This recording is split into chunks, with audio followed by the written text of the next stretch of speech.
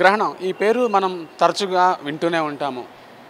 భూమి, సూర్యుడు, చంద్రుడు ఒకే సరళ రేఖ మీదకి వచ్చినప్పుడు భూమి నీడ చంద్రుడి మీద పడినప్పుడు ఏర్పడేది చంద్రగ్రహణంగా మనం తెలుసుకుంటున్నాం.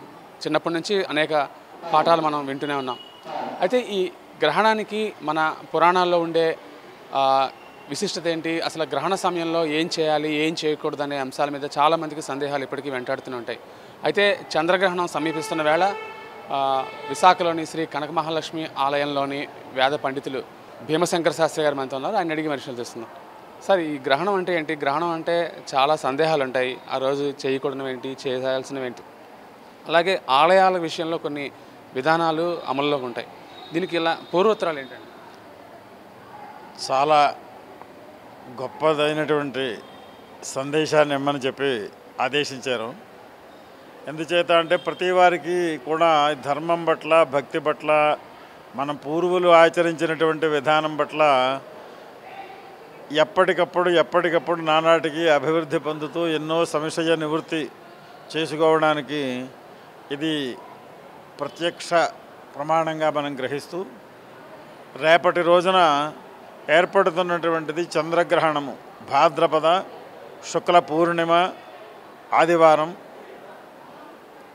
సంపూర్ణ చంద్రగ్రహణము అన్నారు. దీన్ని సార్ చెప్పినట్లుగా భూమి, చంద్రుడు ఈ రెండిట్లో మధ్యన ఒకే సరళరేఖ మీదకి వచ్చినప్పుడు ఆ ఛాయలు పడతాయి అని ఖగోళ విజ్ఞాన ప్రకారంగా మనం తెలుసుకుంటే దీంట్లో ఎన్నో రకములైనటువంటి మార్పులు, అద్భుతమైనటువంటి గెలాక్సీ పాలపుంతలో జరిగేటువంటి ఒక గొప్ప పరిణామం చంద్రగ్రహణము.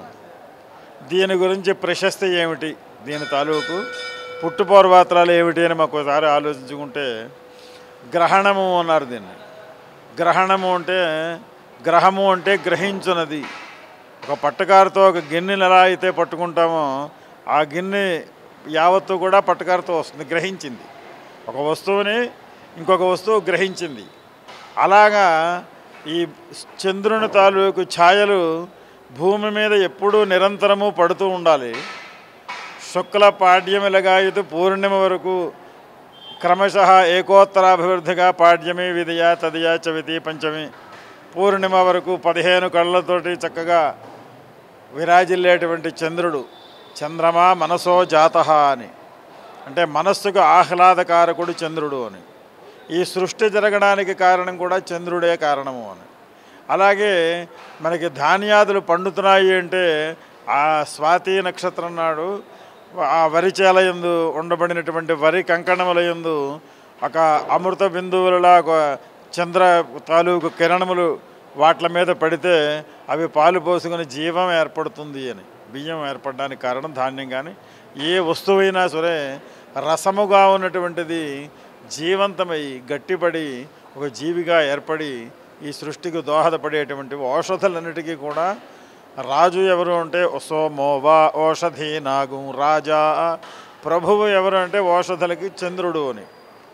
అటువంటి చంద్రగమనము పున్నమి తర్వాత కృష్ణపక్షము పాడ్యమి లగాయతూ ఒక్కొక్కళ తగ్గుతూ అమావాస్య దగ్గరికి వచ్చేప్పటికి చీకటి ఏర్పడుతుంది. ఇది నెల చాంద్రమానము అన్నారు.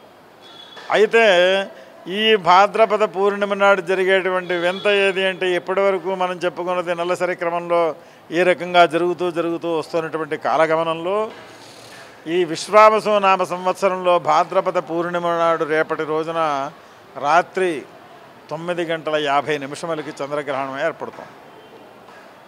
అంటే ఆ చంద్రకాంతి భూమి మీద పడకుండా కొన్ని ఈ గ్రహం స్పర్శించి ఆ చంద్రుణ్ణి గ్రహిస్తోంది.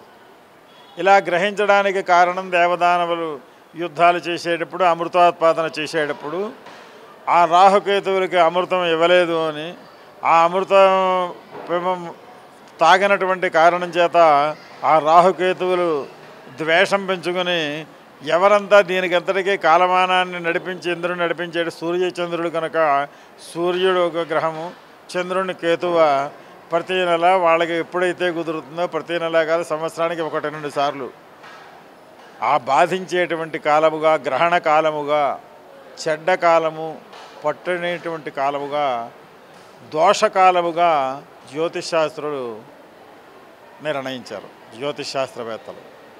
అటువంటి సమయానికి మనం పుణ్యప్రదమైనటువంటి భావనగా చేసుకోవాలి. ఎప్పుడు కూడా చెడ్డ లేదు అనేటువంటి కష్టమనే మనం సుఖంగా మార్చుకోవాలనేటువంటి భావము కనుక అటువంటి గ్రహణ కాలమునందు కొన్ని పనులు విధిగా చేయండి, కొన్ని పనులు చేయకండి అని చెప్పారు.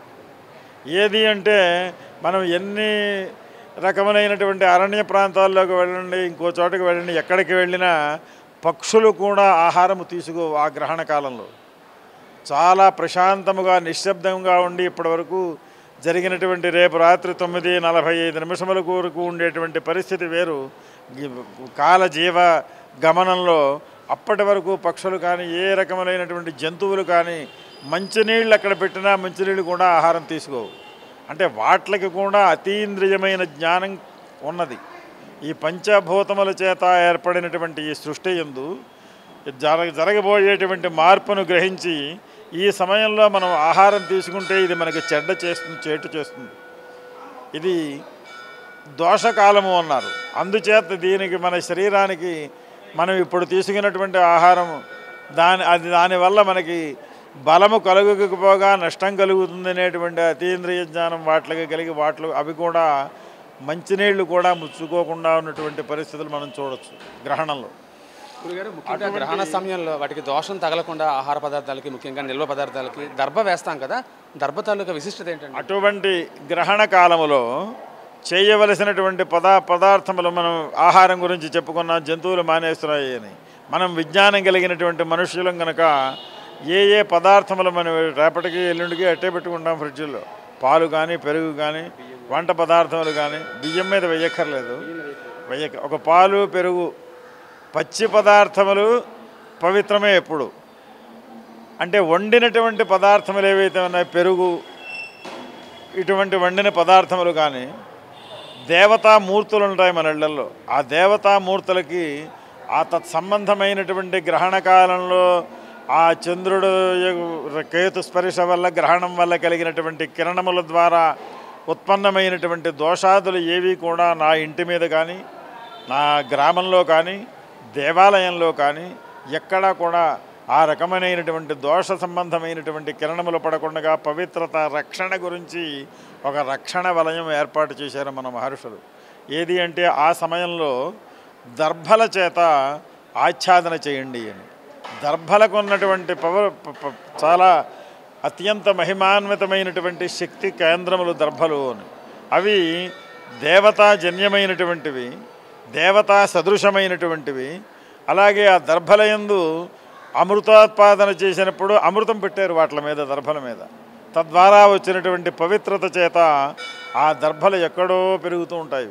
అవి ప్రత్యేకించి మొన్న శ్రావణ బహుళ అమావాస్య నాడు సంగ్రహించి ఆ దర్భలని ఆ వాట్ల మీద పెట్టి, దేవుళ్ళ మీద పెట్టి, ఆ రకమైనటువంటి దోష సంబంధమైనటువంటి ఏ రకమైనటువంటి అపవిత్ర వాయువులు, మలినమైనటువంటి భావములు కలగకుండా ఉన్న గురించి ఆ పవిత్రములతోటి ఆచ్ఛాదన చేయడం మనకి పూర్వం నుంచి వస్తున్నటువంటి పరిపాటి. అలాగే ఆబ్దీకాదులు ఎప్పుడు చేయాలి, స్నానం ఎప్పుడు చేయాలి, ఏ నక్షత్రం వాళ్ళకి మంచిది ఈ గ్రహణము, ఏ నక్షత్రం వాళ్ళకి చెడ్డది అని కూడా నిర్ణయించింది. శతభిష నక్షత్రంలో ఈ గ్రహణం పడుతోంది, పూర్వాభాద్రలో విడుస్తోంది. అందుచేత ప్రత్యేకంగా శతభిష నక్షత్రం వారు, పూర్వాభాద్ర నక్షత్రం వారు, అలాగే కుంభరాశిలో పడుతోంది కనుక కుంభరాశిలో ఉన్నటువంటి వారు ఈ ముగ్గురు కూడా ఈ గ్రహణాన్ని ఏమాత్రము కూడా చూడడం అంత మంచిది కాదు అంటున్నారు. ఈ నక్షత్ర జాతకులు కుంభరాశిలో పుట్టినటువంటి వాళ్ళు చూడకుండానే ఇంట్లో ఉండి మరునాడు ప్రాతకాలమే లేచి శుచిర్భూతులై దగ్గరగా ఉన్నటువంటి దేవాలయంలోకి వెళ్ళి చంద్ర ప్రతిమ, కేతు సర్ప ప్రతిమ, మనకి వీలున్నటువంటి ఏదో ఒక తువ్వాలు, వస్త్రము, పళ్ళు ఏదో దానం ఇచ్చి ఆ దోష పరిహారం గురించి ఆ దోష పరిహారం చేసుకోవడం గ్రహణ శాంతి విధానం. అది శతభిష నక్షత్రం, పూర్వాషాఢ నక్షత్రం వాళ్ళు, కుంభరాశి వాళ్ళు ఒకళ్ళు చేస్తే సరిపోతుంది. మిగతా నక్షత్రాల వాళ్ళు, మిగతా 25 నక్షత్రాల వాళ్ళు ఉన్నారు కదా, వీళ్ళు చేయవలసిన పని ఏమిటి? చేయకూడని పనులు చెప్పారు. చెయ్యవలసిన పని ఏది అంటే పర్వణి స్పృశేత్. ఇది అత్యంత పవిత్రమైనటువంటి పుణ్యకాలముగా గ్రహించి ఆ దోషము యావత్తూ కూడా పోయి అనంతమైనటువంటి పుణ్యం మనకి రావాలి అంటే సింధు స్నానమాచరేతు, సముద్రంలో స్నానం చేయండి అన్నారు. పట్టు స్నానం కానీ విడుపు స్నానం కానీ. పట్టు స్నానం చేయలేమండి, ప్రతి వాడికి కూడా అమెండ్మెంట్లు ఉన్నాయి. విడుపు స్నానంకు విధిగా నదీ స్నానం చేయాలి, దగ్గరగా ఉంటే సముద్ర స్నానం చేయాలి. వెళ్ళలేమండి, రాత్రి 1:30 దాకా ఉందంటున్నారు కదా. ఇళ్లల్లో లేనప్పటికీ ఆ దేవతామూర్తులను శుభ్రపరిచి ఆ శౌచం అంతా పోగొట్టుకుని ఈ రకమైనటువంటి శుచిర్భూతులైన తర్వాత చేయవలసినటువంటి ఈ గ్రహణ శాంతి వివరములు ఇవి. మనకి ప్రస్తుతం అమ్మవారి యొక్క దేవాలయంలో రేపటి రోజున భాద్రపద పూర్ణిమ ప్రయుక్తంగా ప్రాతకాలమే జరపవలసినటువంటి పంచామృతాభిషేక సేవ కానీ, పూర్ణిమ నాడు మనం శ్రీచక్ర నవావరణార్చన మహాలక్ష్మి హోమము అనేటువంటి కార్యక్రమాలు చేస్తూ ఉంటాం ప్రతి పూర్ణిమకి. ఆ జరిగేటువంటి కార్యక్రమములు కూడా యథావిధిగా జరుగుతాయి. ధర్మశాస్త్ర రీత్యా 12:30 లోపల మహానైవేద్యం పెట్టాలి కనుక 12 గంటలకి మహానైవేద్యం పెట్టి ఆ తరువాత పైకి ప్రత్యేకించి స్వయంభూ అమ్మవారు కనుక దేవాలయం నుంచి సూర్యకిరణములు చంద్రకిరణములు ఎప్పటికప్పుడు అలా అహర్నిశలు పడుతూ ఉంటాయి కనుక పైన కూడా ఆచ్ఛాదన వేసి అమ్మవారికి ఈ గ్రహణ సంబంధమైనటువంటి ఏ రకములైనటువంటి దుష్ఫలితములు లేకుండా ఉండడం గురించి, దేవాలయానికి వచ్చేటువంటి భక్తులు సకల సౌభాగ్యములతోటి విరాజిల్లడం గురించి దర్భలతోటి ఆచ్ఛాదన చేసి దేవాలయం రేపటి మటుకి రేపు మధ్యాహ్నం 1 గంట నుంచి మరునాడు ఉదయం సోమవారం నాడు ఉదయం 6:30 వరకు కూడా ఈ గ్రహణ సంబంధమైనటువంటి ఈ ఆచార సాంప్రదాయ రీత్యా దేవాలయం భక్తులకు దర్శనం ఇవ్వడం ఆపుచేయడం జరుగుతుందండి. మరునాడు సోమవారం ఉదయం నుంచి యథాతిథిగా సంప్రోక్షణాదులు చేసి అర్చనాదులు తర్వాత అమ్మవారి యొక్క దర్శనానికి భక్తుల్ని అనుమతించడం జరుగుతుంది. ఇది గుర్తుపెట్టుకోండి. గర్భవతులు ఈ గ్రహణ సమయంలో చాలా జాగ్రత్తలు వహించాలని చెప్పి పురాణ కాలం నుంచి వస్తుంది. దాని గురించి కొంచెం గర్భవతి అంటే సాధారణంగా ఒక జీవి, మనిషి, పురుషుడు, స్త్రీ ఒకటే. కానీ గర్భవతి దగ్గరికి వచ్చేటప్పటికి 2 ఉంటారు. లోపల గర్భమందు ఒక శిశువు ఉంటాడు. ఆ శిశువుకి ఈ రకములైనటువంటి ఈ గ్రహణ సంబంధమైనటువంటి దుష్ప్రభావములు కలగకుండా గ్రహణం బొర్రెలు అని వస్తూ ఉంటాయి సాధారణంగా. అవి ఎందుకు వచ్చాయి అంటే గర్భవతి తన యొక్క గోళ్లతోటి కానీ ఏదో దురద వేసినప్పుడు కండూతి అంటారు సంస్కృతంలో. కండూతి అంటే దురద. ఏదో శారీరక ధర్మం ప్రకారంగా గోకితే ఆ సంబంధమైనటువంటి విషవాయువులు కలిసి ఈ గ్రహ ప్రభావముల వలన మనస్సు బాగోక ఈ రకములైనటువంటి అవయోగములు కలగకుండా ఉండడం గురించి గర్భిణీ స్త్రీలకి ప్రత్యేకంగా ఏం చేశారు అంటే గ్రహణం చూడకండి. ఏ నక్షత్రంలో పుట్టినా సరే వాళ్ళు ప్రశాంతంగా నిద్రించాలి.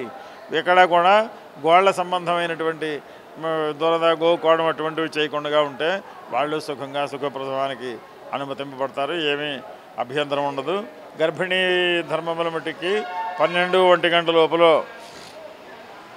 ఆహారం తీసేసుకొని సాయంకాలం ఏదైనా కొంచెం తేలికైనటువంటి ద్రవములు తీసుకొని ఆ సమయానికి శరీరంలో ఖాళీ కడుపుతో ఉండడము అని మనకి పూర్వం నుంచి వస్తున్నది. ఆ రకంగా చేస్తే వాళ్ళు సుఖంగా. ముఖ్యంగా ఆలయాల్లో అయితే అర్చకులు వీళ్ళందరూ పండితులు ఉంటారు.